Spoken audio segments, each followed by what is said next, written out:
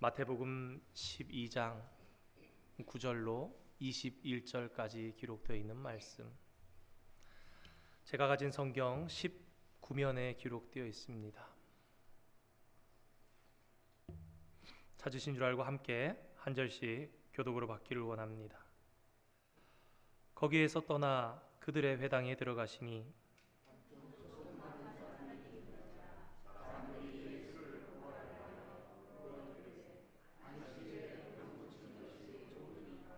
예수께서 이르시되 너희 중에 어떤 사람이 양 한 마리가 있어 안식일에 구덩이에 빠졌으면 끌어내지 않겠느냐?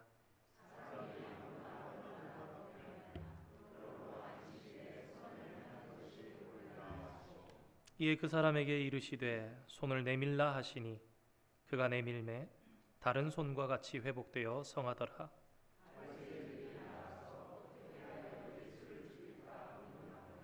예수께서 아시고 거기를 떠나가시니 많은 사람이 따르는지라. 예수께서 그들의 병을 다 고치시고 이는 선지자 이사야를 통하여 말씀하신 바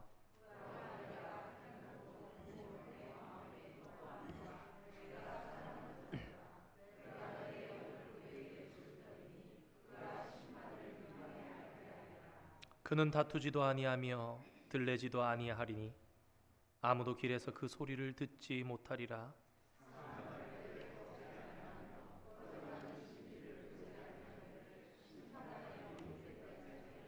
함께 읽겠습니다. 또한 이방들이 그의 이름을 바라리라 함을 이루려 하심이니라. 아멘. 시온 찬양대의 찬양이 있겠습니다.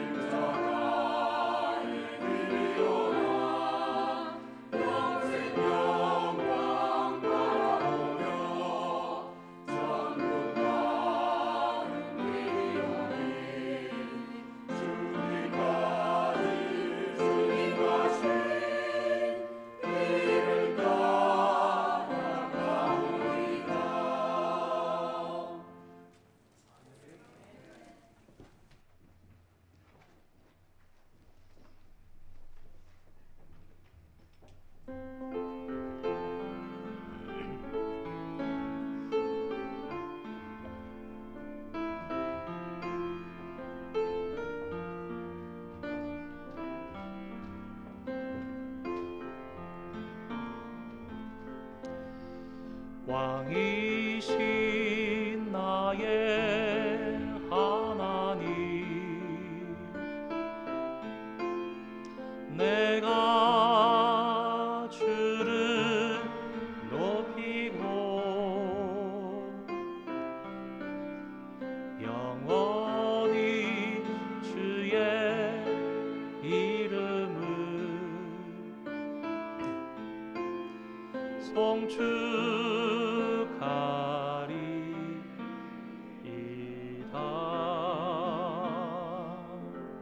아멘.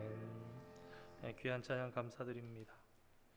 그래서 찬양을 듣고 있는데 가사의 내용이 주님을 따라가는, 마태복음은 예수님의 제자 되는 것이 우리의 삶의 목표인데 성가대 서신 분들을 세어보니 12분이시더라고요. 자꾸 12분만 서시라는 말씀 아니지만 좀 마음이 그냥 훈훈한 것이 있었습니다.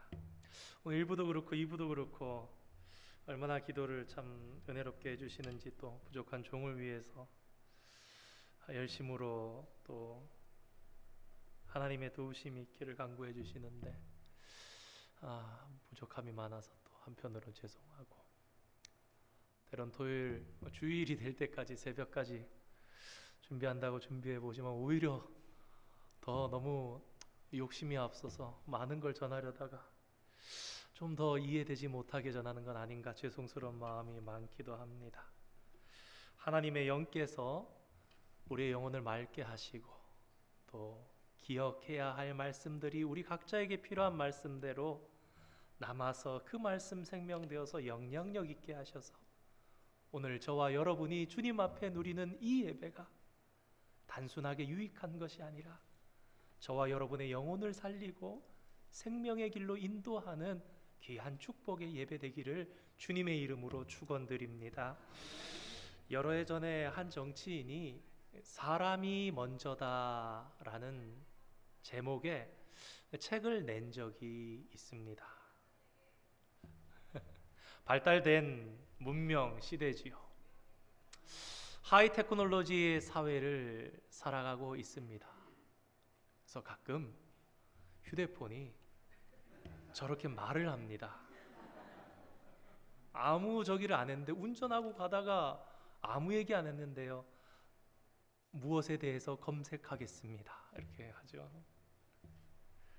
얼마 전에 보니까 이제는 자동차도 말만 하면은 창문이 올라갔다 내려갔다, 그리고 알렉사한테 얘기하는 것처럼 말만 하면은 히터가 틀어졌다, 에어컨이 틀어졌다 그러더라고요. 그런데 이런 시대 가운데 사람이 먼저다, 저는 그 책을 읽어보지는 못했습니다만은 그냥 그 제목 자체가 그때 들을 때에 다가오더라고요. 오히려 그렇지라는 생각이 들었던 것 같습니다. 한 번은 신문에 여자아이가 태어난 지 7년 만에 입으로 음식을 처음 먹었다라는 기사를 본 적이 있습니다. 아이가 태어날 때부터 미숙아로 태어난 거예요. 그런데 너무 안타깝게도 장기가, 여러 가지 장기가 만들어지지 않고 아이가 태어나는 거예요. 엄마 뱃속에 있을 때는 양분을 먹으니까, 탯줄을 통해서 먹으니까 살아왔는데 태어나자마자 아이가 죽었어야 하는데 7년 동안 길러냈으니 그 얼마나 어려웠겠고, 그 얼마나 마음이 괴롭고 또 경제적으로는 얼마나 또 힘들었겠습니까? 아마도 주사로, 양분으로, 액체로 그렇게 해서 아이를 먹이면서 길렀을 텐데 7년 동안을 기른 거예요. 우리나라에서 지금까지 있지 않았던 최초의 방법으로 한 번에 7개의 장기를 동시에 이식해서 넣는 놀라운 일을 진행을 했는데 그게 성공했다라고 신문에 나오더라고요. 그때 당시에 그래서 이 아이의 이름을 따서 은서의 기적이다 그러면서 나왔었습니다. 혹시 사진 준비되어 있습니까? 얼마나 아름다운 이야기인지. 그런데 이게 불법이라고 합니다. 이 아이는 간과 췌장과 위와 소장과 십이지장과 대장과 비장, 무려 7가지 장기를 넣어야만 소화기관이 제대로 작용을 할 수 있는 그런 상황이었는데, 아마 합당한 이유가 있겠지요. 무언가 부정적인 부분이 있어서 그것을 막기 위해서 법적으로 막아두었을 것이고, 그래서 당시에 이 법을 제정해야 된다, 개정해서라도 만들어야 된다. 그리고 이 담당했던 의료진들은 그걸 알고도 불법이라 할지라도 이 어린아이 앞으로는 점점 더 힘들어질 텐데 살려야겠다라는 마음으로 이 아이를 살렸습니다. 마음을 이렇게 생각해 보면서 참 하나님의 마음 같다. 또 오늘 본문에 나온 예수님의 마음 같다라는 생각을 해봅니다. 어떤 분들 그럴 거예요. 당연한 거 아닙니까, 목사님? 사람이라면 그래야 되는 것 아닙니까? 그렇지만 여러분, 우리 사람은 그렇지 못할 때도 많습니다. 지금이야 의식이 발달하고 교육이 좋아져서 그렇지만 옛날에 때로는 장애인이나 가난한 자나 신분이 미천한 자는 죽어도 되는 무가치한 존재로 여겼던 그런 때가 있었습니다. 종은, 천민은 재산에 불과했고, 그러니까 하나님을 떠난 인생은요, 그런 세상을 만들어내기도 하는 것이구나, 그렇게 생각합니다. 그러나 예수님께서 이 땅에 오셔서 무엇이라 그럽니까? 한 생명이 천하보다 귀중하다. 장애인들을 특별히 소중히 여기시면서 그들을 생각하고 그 마음이 다치지 않도록 인격적으로 다가가셨어요. 각 장애인들을 대함이 모든 것들이 예수님의 행동이 달랐지만 어떤 이에게는 침을 이기기도 하시고 어떤 이는 손을 붙잡기도 하시고 어떤 이는 그렇게 다 다르게 다가가셨던 이유는 그 사람에게 필요한 방법과 그 마음을 위로하시고 그것을 붙잡아 주시고 일어서게 하시려는 그런 예수님의 방법이었고, 또 나아가서 주님께서는 당시에 외면받던 소외받던 어린아이 하나까지도 무시하지 못하게 하셨습니다. 그런데 이런 예수님의 가르침은 당시에 어른 중심, 부자 중심, 건강한 사람 중심으로 살아가던 이스라엘의 가치관과 충돌할 수밖에 없었던 것입니다. 우린 계속해서 11장에서 13장까지 거부하는 이스라엘, 예수님과 충돌하는 이스라엘의 본문에 대해서 살펴보고 있습니다. 거기에서 떠나 그들의 회당에 들어가시니, 오늘 본문과 평행한 마가복음 3장, 특별히 누가복음 6장의 말씀을 보면은 이 안식일은 앞서 밀 이삭을 이렇게 비벼 먹었던 그 안식일과는 또 다른 안식일이다라고 알려줍니다. 한 주가 지났을 수도, 또 몇 주가 지났을 수도 있겠지만 그리 멀지 않은 안식일이었던 것은 분명한 것 같습니다. 왜냐하면 마태복음과 마가복음과 누가복음, 이 공간복음 모두에 등장하는 밀이삭 사건과 안식일의 손마른 자 사건은요, 이어져서 기록되고 있는 거예요. 아마도 안식일에 대한 이슈가 이렇게 충돌하고 있을 그 상황에 얼마 지나지 않아서 그럼에도 불구하고 예수님께서는 다시 한번 안식일에 또 다시 한번 충돌되는 그런 일을 했던 것입니다. 재밌는 것은 마태복음의 마태는 그들의 회당에 들어갔다라고 표현을 하는데, 여러분, 마태가 복음서를 기록할 때는 이미 교회 공동체가 출발한 거예요. 실현된 겁니다. 예루살렘 교회 공동체가 있었지요. 그리고 유대인의 회당이 있었던 거예요. 유대인의 회당과 새롭게 시작한 그리스도교는 달랐던 거죠. 그래서 그들의 회당이다라고 당시의 말씀을 받는 자들에게는 그런 구분이 필요하기도 했던 것입니다. 성경의 작은 부분이지만 이런 부분도 우리의 생각을 또 미치게 합니다. 예수님께서 보통 안식일이 되면 무엇 하셨느냐? 회당에 가셔서 말씀을 전하셨어요. 유대인들은 회당을 아주 자랑스럽게 생각했습니다. 당시 예루살렘 도성 안에만 회당이 몇 개나 있었느냐? 여러분, 예루살렘은 뭐 큰 성 예루살렘 그러지만 사실 오늘날에 비하면 그렇게 거대한 시티는 아닙니다. 그럼에도 불구하고 예루살렘 안에 회당이 480개나 있었다고 합니다. 이 회당의 목적은 무엇인가? 첫째로 하나님의 율법을 연구하는, 그리고 가르치는, 회당은 말씀을 연구하고 가르치는 학교 같은 것이었고, 또 두 번째로 그에 못지않게 중요한 회당의 기능은 기도하는 처소였습니다. 유대인들은 지금도 회당에 가서 기도하고 빵 모자 쓰고 기도하고 성경 보고, 회당이 없는 곳에서 어디서 했느냐? 나다나엘이 무화과 나무 아이에서 성경 봤던 것처럼 회당이 있는 곳에서는 회당에서 성경 보고 기도하고, 그러면서 동시에 회당은 지방 법정의 역할까지도 담당하고 있었습니다.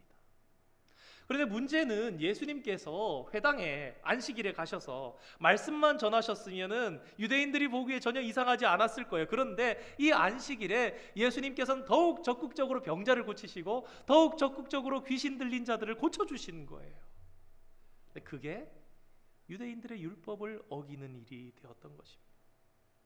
이미 우리가 지난주에 살펴봤던 것처럼 바리새인들이, 종교 지도자들이 예수님께 당신은 왜 안식일을 어기는 것입니까? 하고 물었지만 예수님께서 무엇이라 그럽니까? 인자는 안식일의 주인이다.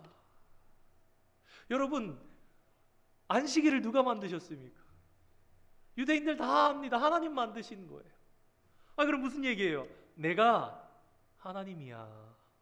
내가 안식일을 만든 거야. 또 자신이 성전보다 더 큰이라고 말씀하시면서 제사장들이 그 일을 담당해도 그게 거룩한 직무가 전혀 문제가 되지 않지 않느냐. 오히려 제사장이 그날에 더욱 열심히 하나님 앞에 일들을 감당하지 않느냐. 내가 성전보다 크나니. 여러분, 성전은 근본적으로 하나님의 집이라 그러잖아요. 하나님의 집보다 더 큰 이가 여기 있대요. 집보다 더 큰 이의 존재는 무엇입니까? 그 집 주인밖에 없는 거예요. 하나님의 집의 주인이 누굽니까? 하나님이라는 거죠. 그러니까 결과적으로 같은 말입니다. 안식일을 만든 주인이다. 내가 하나님이다. 성전보다 더 큰 이다. 내가 하나님이다. 말씀하시는 것이죠. 이미 갈릴리 종교 지도자들과 예수님은 이렇게 촉각이 곤두서 있었습니다. 그러한 가운데에 예수님께서 안식일에 회당으로 들어가시는 그 모습에 집중하고 있었던 세력이 있었습니다. 마음 먹고 그곳에 와 있었고 들어가는 모습 보면서 들어갔고 안팎에서 준비하고 있었던 인원들이 있었습니다. 10절의 말씀입니다. 한쪽 손 마른 사람이 있는지라 사람들이 예수를 고발하려 하여 물어 이르되 안식일에 병 고치는 것이 옳으니까. 어떻게 보면 합당해 보일 수 있는 이 질문은요, 이미 나쁜 의도를 가지고 질문하는 거예요. 여러분, 이 장소는 회당입니다. 전에도 한 차례, 오늘도 잠시 언급드렸던 것처럼 이 회당은요, 당시에 사회 질서를 유지하는 그러한 법적 기능을 하고 있었던 곳이에요. 사회의 질서를 무너뜨리는 사람이 있으면 그 사람을 때리는 거예요. 채찍질하고 태형을 가할 수 있는 권한이 이곳에 있었어요. 그러니까 무엇이냐? 지방 법정이에요. 그럼 예수님을 고발하려 하여 이 질문을 했다라는 것은 너무나 앞뒤가 잘 된 거예요. 고발하기에 아주 좋은 장소였던 것이죠, 회당. 그래, 안식일만 되면 회당으로 가신다 그러지. 어느 회당으로 가시는지 보고 오늘 또 무슨 일을 하는지 보자. 과연 이 일에는 어떻게 하나 보자. 진지하게 질문해 볼 수도 있을 것 같지만 사실 이렇게 질문한 14절의 말씀을 참고할 때 바리새인들이 나가서 예수를 죽이려고 의논했다라는 것을 보니까 이 주도한 자들은 바리새인들이었던 것 같은데 그들이 예수님께 진짜 이 질문을 했던 의도는 무엇일까요? 사람들의 이목을 집중시키는 거예요. 어디로요? 이 율법의 이슈에 대해서. 사람들의 관심은 일반적으로는 예수님께서 선지자로서, 그들은 선지자라 생각하는 사람들이 많았으니까 이 큰 일을 행하시는 기적에 대해서 함부로 말할 수 없었지요. 바리새인들이 행하기도 전에 이미 얘기한 거예요. 주님, 이 안식일인데요, 오늘 이 병자를 고치는 게 옳겠습니까? 라고 얘기를 하면 그들의 생각에는 예수님께서 신경 쓰실 것이라 생각한 거죠. 첫째, 고치려고 그랬는데 보니까 법을, 하나님 주신 율법을 어기는 거예요. 그것으로 인해서 예수님께서 박수와 갈채를 받는 것을 원하지 않았던 거예요. 바리새인들은 또 그렇게 하면 안 된다. 그리고 두 번째로, 그렇다면 만약에 고친다면 율법을 범하는 것이만 고치지 않는다면 어떻게 될 것인가? 우리가 지난주에 살펴봤던 것처럼 나는 제사를 원하지 않고 자비와 긍휼을 원한다라는 예수님 말씀하셨습니다. 그러면서 선을 행하는 일을 도모하도록 하신 거예요. 그런데 예수님께서 유대인들의 그 율법의 이슈가 집중되니까 사람들의 이슈는 무엇입니까? 과연 어떻게 할 것인가? 예수님께서 과연 이 안식일에 고칠 것인가? 과연 그것은 하나님 앞에 옳은 것인가? 우리가 지금까지 살아오면서는 옳지 못한 것이고 불법이라고 배웠는데 어떻게 할 것인가? 그러는데 예수님께서 그 상황을 신경 쓰셔서 고쳐주지 않으신다. 그럼 어떻게 됩니까? 몇 주 전에 혹 지난주에 말씀하셨던 예수님의 그 말씀과 대치되는 제사보다 자비와 사랑을 실천하라는 자신의 가르침을 스스로 파기하게 되어서 이중적인 사람이 되는 것이었죠. 사실 이 함정을 파가지고 이곳에 왔습니다. 위대한 구약 주석가 랑게에 의하면 마침 그 회당에 있었던 것처럼 느껴지기도 하는 이 한쪽 손 마른 자는 사실 바리새인들이 데리고 온 사람이었을 것이라고 주장합니다. 그의 대적자들이 모함하기 위해서 악의적인 도구로 잘 준비해서 온 사람이었다. 앞뒤 정황을 생각해 보면 정말 이러한 랑게의 주장은 맞을 것만 같습니다.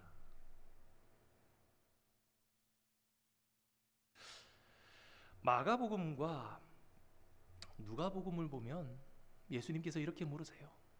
안식일에 선을 행하는 것과 악을 행하는 것 무엇이 옳으냐? 질문하는 바리새인들을 향해서 되물으신 거예요. 무엇이 옳겠느냐?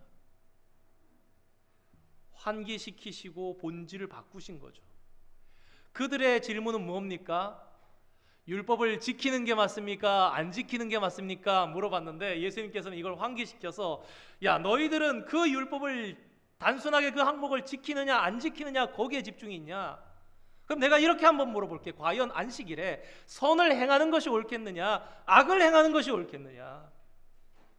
그렇다면 너희는 이 질문에 뭐라고 대답하겠느냐? 그런데 저들이 잠잠하거늘. 여러분이 유대인들은요 몰라서 잠잠했던 것이 아닙니다. 지금 함정을 딱 파놓고는 이렇게 선택해도 저렇게 선택해도 너는 올무에 걸릴 수밖에 없어 라고 하면서 딱 지켜보는 잠잠함입니다. 그 말을 몰라서요? 아니요. 다 알지만 그들의 관심이 그게 아닌 거예요.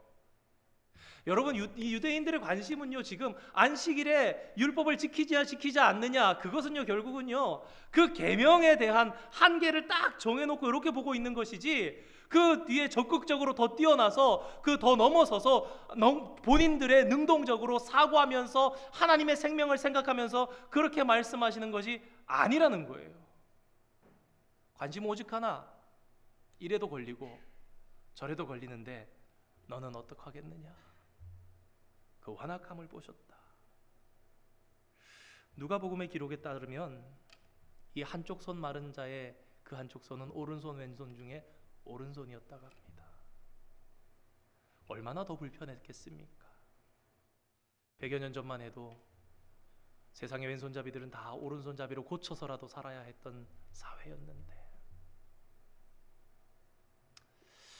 4세기에 니케아 공회의가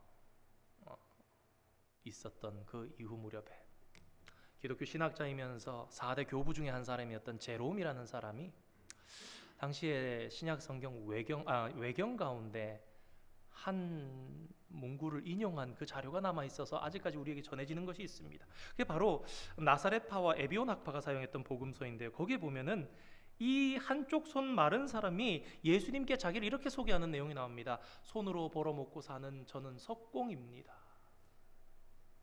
아마도 그는 이 손을 사용해서 일을 하는 석공 일을 하다가 부상을 당했던 것 같아요. 그리고 이 부상에 의해서 자기의 손이 마비되고 말라가는 그런 상황 가운데 있었습니다. 여러분, 석공이 오른손을 다쳤습니다. 그의 생계가 괜찮겠습니까? 얼마나 비참한 상황이었겠습니까?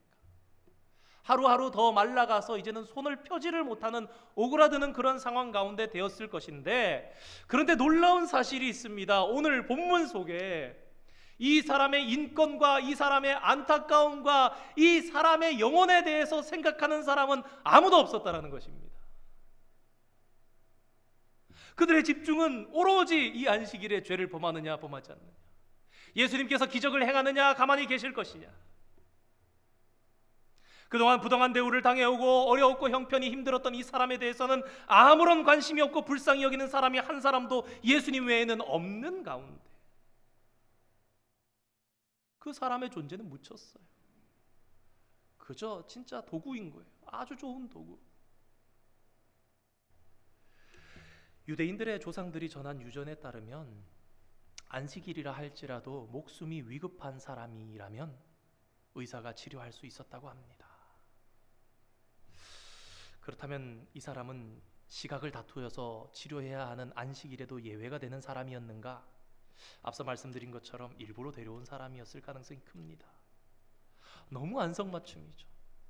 이 원문을 살펴보면요, 아마도 이 사람은요 혈액순환이 안 되게 된 거예요. 그 사고로 인해서.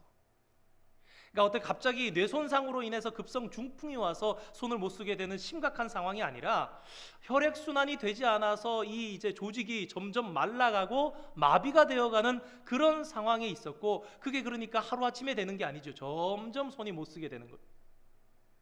그러니까 이 사람은 지금 당장 고침받지 않아도 그래 월요일 날 다시 와라, 화요일 날 고치면 어떠하리, 그런 사람이었다는 것이죠. 이에 예수님께서는 한 비유를 드십니다. 그리고 비유 속에 동물과 사람을 대조하시면서 하나님께서 특별히 창조하신 인간이 얼마나 소중한 존재인지를 알게 하십니다. 11절의 말씀입니다. 함께 읽어볼까요? 시작. 예수께서 이르시되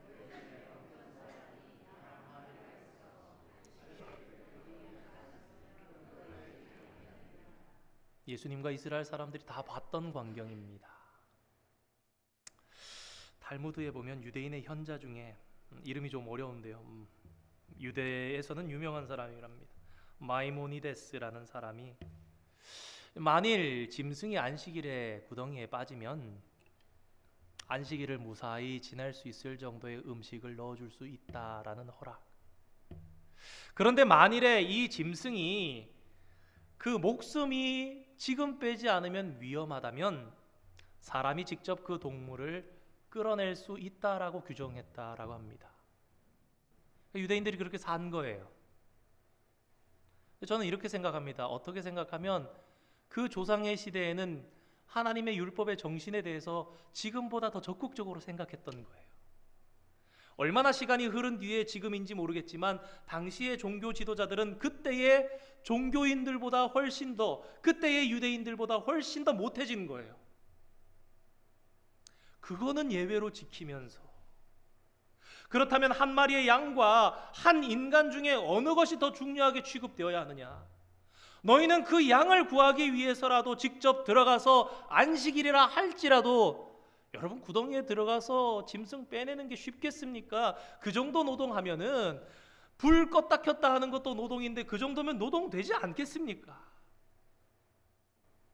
그런데도 저들은 안식일이라고 저 손 마른 자의 마른 손을 사람에게 자비를 베풀어 낫게 하려는 그런 마음이 전혀 없었던 것이지요. 만일 저들이 조상들처럼 적극적이었다면 오히려 그 사람에게 대해서도 충분히 이런 문제로 예수님과 다투지 않았을 것 같습니다. 우리가 지난주에 생각해봤던 것처럼 예수님께서는 이 안식일 문제에 대해서 대단히 적극적이셨어요. 야, 너희들이 안식일에 그냥 몸만 가만히 있는다고 해서 되는 것이 아니지 않느냐? 너희들이 이 하나님께서 정하신 안식일에 보다 적극적이어야 되지 않겠느냐? 보다 정말 이 안식일을 축복으로 만들어가야 되지 않겠느냐? 양보다 사람이 얼마나 귀중하며 안식일에 죄를 짓는 것보다 선한 일을 도모하는 것이 얼마나 옳으냐?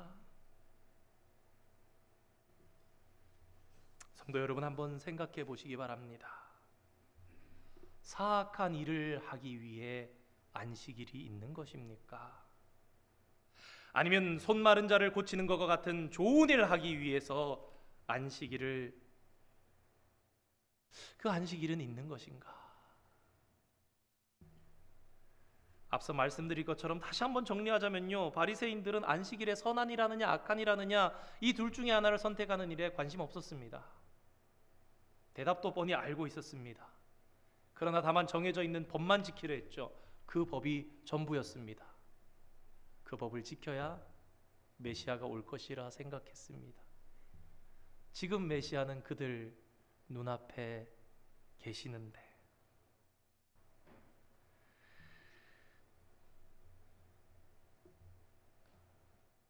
그런데 손 마른 사람을 이용한 저들의 모략이 성공하지 못하자 예수님이 개의치 않으시고 고치시면서 아무 일을 하지 못하게 합니다.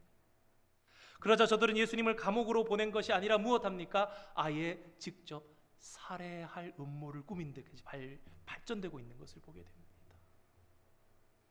우리가 앞서 말씀을 살펴봤던 것처럼 회당이 무슨 역할을 하는 곳입니까? 하나님의 말씀을 연구하고 가르치는 곳입니다. 기도의 처소입니다. 그것을 자랑스럽게 생각했습니다. 그런데 저들은 그 회당에서 무엇합니까? 사람을 올무에 빠뜨리는 일을 하고요, 음모를 생각하는 겁니다. 어떤 음모요? 사람 죽일 음모. 언제요? 안식일에. 안식일에 손 마른 자의 병을 고쳐주는 사역을 하는 것은 악하다, 분명한 죄다라고 얘기하는 그들은 그 안식일에, 여러분 하나님의 입장에서 볼 때 어떻습니까? 그 사람들이 예수님을 어떻게 죽일까라는 그 생각을 할 때부터 그 마음은 이미 살인한 자의 마음이었던 거예요. 예수님 가르침처럼 너희가 마음으로 그를 욕할 때에, 마음으로 그를 없이 하자 생각할 때에 이미 너는 살인한 자이라. 안식일에 사람을 죽일 생각을 하면서 종교 지도자였던 그들, 본문을 잘 보면요, 예수님께서 이 병자를 만지지 않으십니다. 사람들 가운데 서라 그런 다음에 그 손을 내밀라 말씀하십니다. 그러니까 손이 나아버렸어요. 여러분, 그러면 이 손은 누가 고친 것입니까? 예수님께서 고치셨습니까? 하나님께서 고치셨습니까? 그러면 저들은 누구를 힐난하고 있는 것입니까? 지금까지 저들이 안 고친 겁니까? 지금까지 저들이 못 고친 겁니까? 안식일에 이런 일을 해도 되는 겁니까? 안 되는 겁니까? 하나님께서 정말 금하신 겁니까? 정말 저들이 안 한 것입니까? 못 한 것입니까? 예수님 지금 하시는데, 하나님께서 일하시는데, 본문을 보면서 그런 생각을 해봤어요. 참 인간의 교만이 이렇게 무섭구나. 결국 하나님을 정죄하고 대적하는구나. 여러분, 인간은요, 자신이 틀렸다는 것을 알고도요, 그리고 그 틀린 것을 알면서 나가서 사람 죽일 생각하는 게 인간이고 성도일 수도 있다라는 것을 오늘 본문은 얘기하는 거예요. 사랑하는 성도 여러분, 우리의 신앙은 한 사람이라도 더 치료하고 살리는 신앙이 되어야 합니다. 왜 그런가?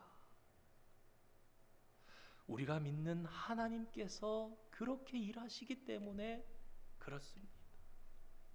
그렇기 때문에 믿는 성도는 마음으로라도 사람을 죽이고 정죄하는 신앙인이 되지 않아야 하는 거예요. 어떤 경우에까지도 우리의 신앙이 사람을 죽이는 신앙이 되는가?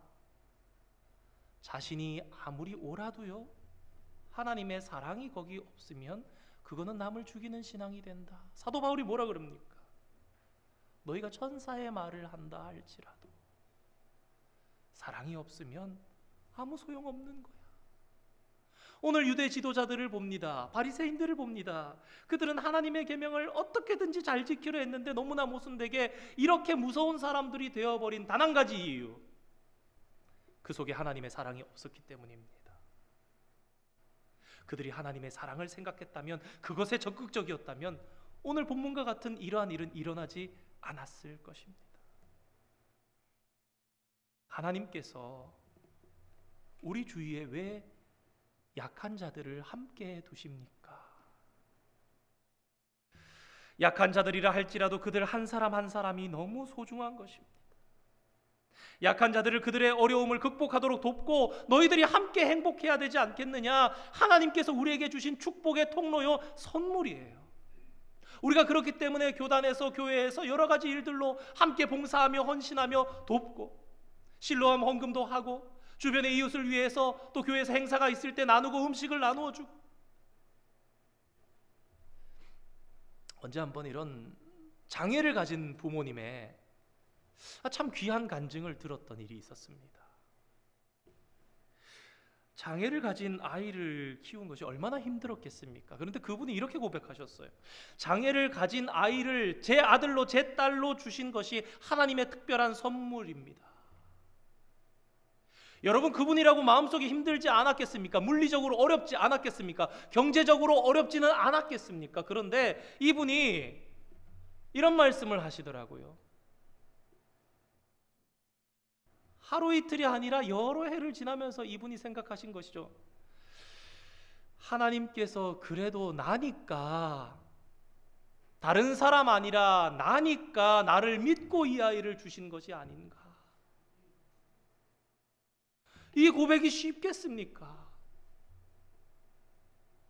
그래도 내가 하나님 앞에 더 믿어오니까 축복 주려고 이 축복으로 이 아이를 다른 가정이 아니라 우리 가정에 주셔서 복을 누리고 살라고, 다른 데 감당 못할 줄 알고 나는 하나님 힘이어서 감당할 수 있을 거라고 믿고 나에게 주신 것이 아닐까. 오히려 상급으로 여기면서 믿음으로 살아가시는 위대한 모습을 보았습니다. 사실 사람이 안식일에 아무 일 안 할 수 있습니까? 스위치 껐다 켰다 하는 것까지 안 하면 정말 안식일을 가만히 있으면서 잘 지키는 것입니까? 어떻게 사람이 아무것도 안 할 수 있단 말입니까? 우리는 숨을 쉽니다. 우리의 내장들은 지금도 일하고 있습니다. 소화를 시킵니다. 지금도 지구는 돌고 있고 태양은 빛을 비추고 있습니다. 마찬가지로 우리가 살아있는 이상 안식일이라고 해서 아무것도 안 할 수는 없는, 우리는 그런 연약한 존재입니다. 그러나 유대인들은 안타깝게도 죽은 것처럼 가만히 있어야 신앙이 좋은 것이라고 생각했어요. 어떻게 그렇게 변해갔던 것일까요? 화석 같은 신앙, 마치 박제 같은 신앙, 어흥하고 있지만 이미 죽고 가죽밖에 남아있지 않은 그 신앙.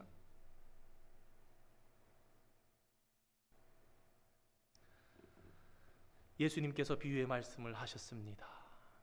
그 비유의 말씀을 생각해 보면 또 이런 생각이 듭니다.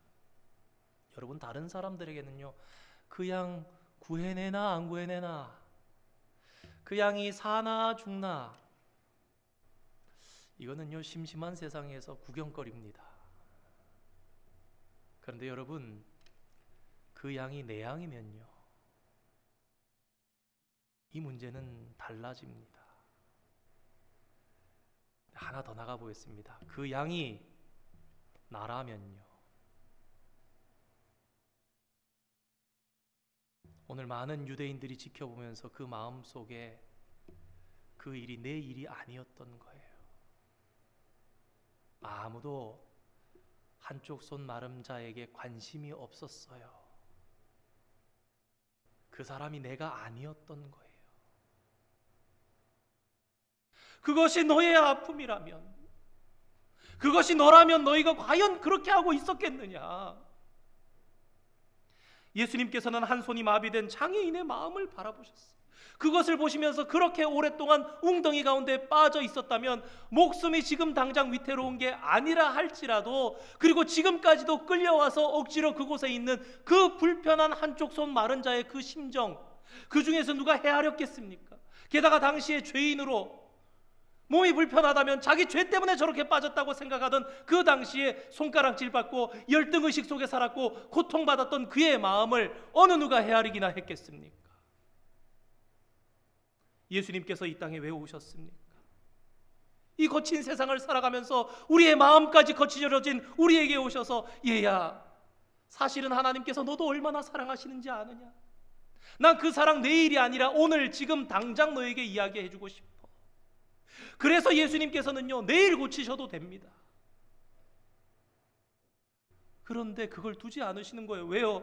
이것 때문에 미움당하고 이것 때문에 저들이 나가서 헤롯 땅과 함께 의논해서 자신을 죽일 걸 어떻게 죽일까 의논하는 것 아심에도 개의치 않으시고 지금 내 앞에 있는 한 불쌍한 이 영혼이 그것을 치료함을 받고 회복되기를 원하셨고 지금 기쁨을 전하기를 원하셨던 거예요.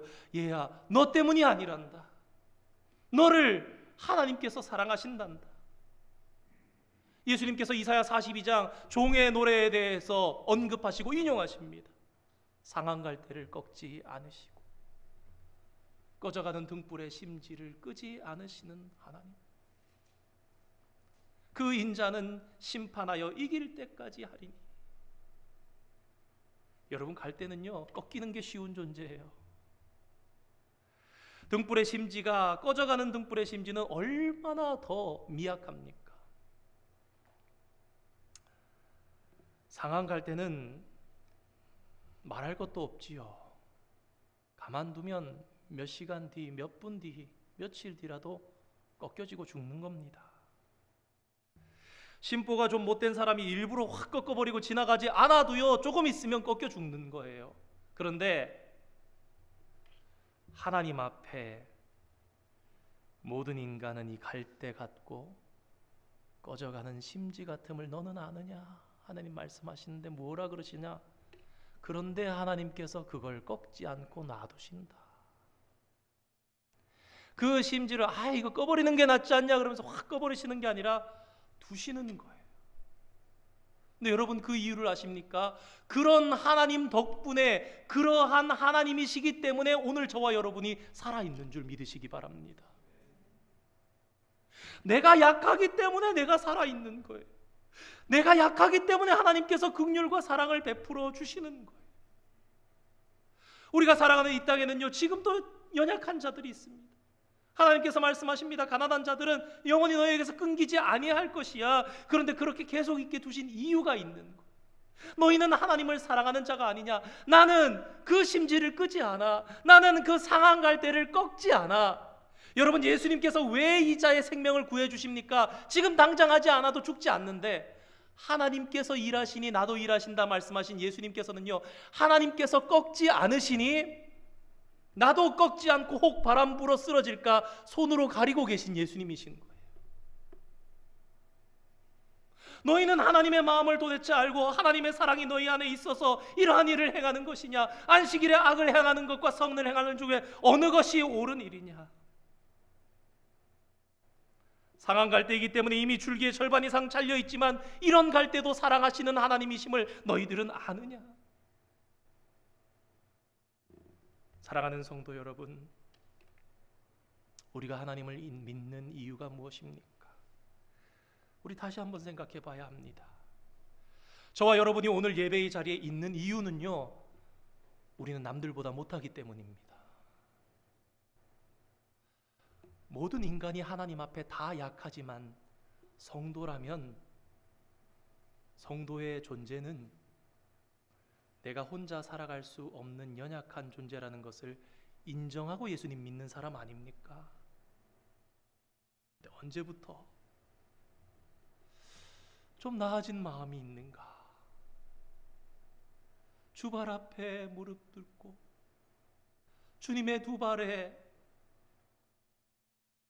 향유를 부어드릴 때 그 마음이 아직 우리 가운데 있는가? 오늘 우리는 험악한 죄인이기에 약하디 약한 자이기에 하나님의 은혜를 누리는 거예요.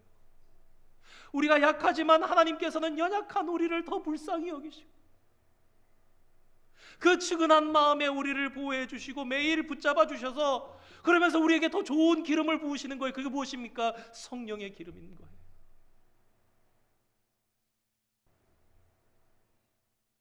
어떨 때 보면은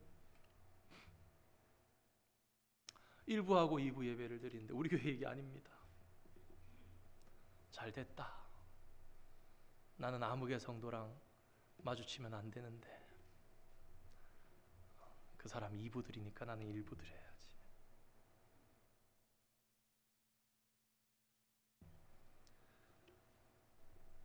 몇 년씩 계속 그런 생활이 되어갑니다. 과연 그 사람의 기도가 하나님 앞에 상달될까? 과연 그러한 사람의 예배가 하나님께서 받으실까? 구역이 편성되고 살아가도 그 안에 따스한 마음 없이 그냥 일부러 무시한 그런 일들까지 있어야 되겠습니까? 한 사람이 천하보다 소중하다 가르치시는 주님을 닮아야 하는 우리가, 그런 믿는 우리가 오늘 해야 할 일은 무엇일까요? 내 앞에 있는 한 손 마른 자는 없습니까? 내 생활 반경에 오늘 한번 생각해 보시기 바랍니다. 말씀을 생각하시면서 지금 당장 안 해도 되지 않습니까? 하나님, 제 마음이 그렇지 않은데요. 야, 내가 너를 가만히 둘 수 없어서 너를 이미 이전에 용서했건만, 오늘 지금 내 안에, 지금 내 앞에 나로 하여금 생각나게 하시는 생각지 못했던 아구주 작은 자의 아픔이 있지는 않으십니까?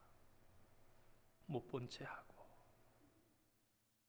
따뜻하게 대해주지 못했고, 그런데 그거 다 아십니까?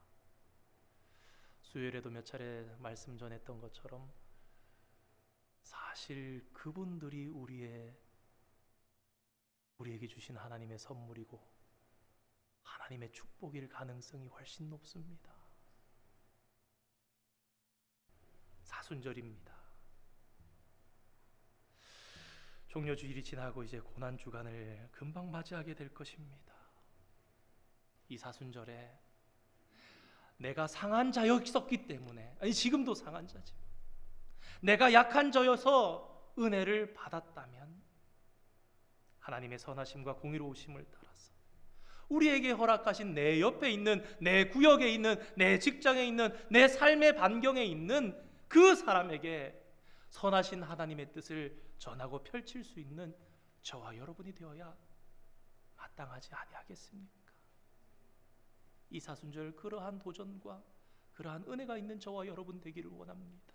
그런 아름답고 복된 우리 솔즈베리 한인장로교회 될 수 있기를 주님의 이름으로 축원드립니다. 기도하겠습니다. 하나님 감사합니다. 복된 주일 하나님 앞에 나와서 말씀을 들으며 거룩하신 하나님의 생각을 배우게 하시니 감사합니다. 저희들 오래 믿은 자이면서 바리새인과 같은 마음으로 있지는 않습니까? 직분자라면서 자신 스스로도 안식일을 지키지도 못하면서 그것의 참 의미도 모르면서 혹 다른 사람을 정죄하고 있지는 않습니까? 상한 갈 때도 꺾지 않으시고 사랑해 주시고 보호해 주시는 주님의 은혜가 있었기에 오늘 저희들이 주님 앞에 서 있음을 깨닫게 하여 주시옵소서. 오히려 약한 존재이기 때문에 사랑받았음을 깨닫게 하여 주시옵소서. 적극적으로 하나님의 마음을 담고 또 닮아서 살아가는 저희들 되게 하여 주시옵소서. 이 사순절 특별히 그러한 주님의 사랑이 우리 삶 속에 실천되어지기를 소망합니다. 주님, 우리를 도우시고 인도하여 주시옵소서.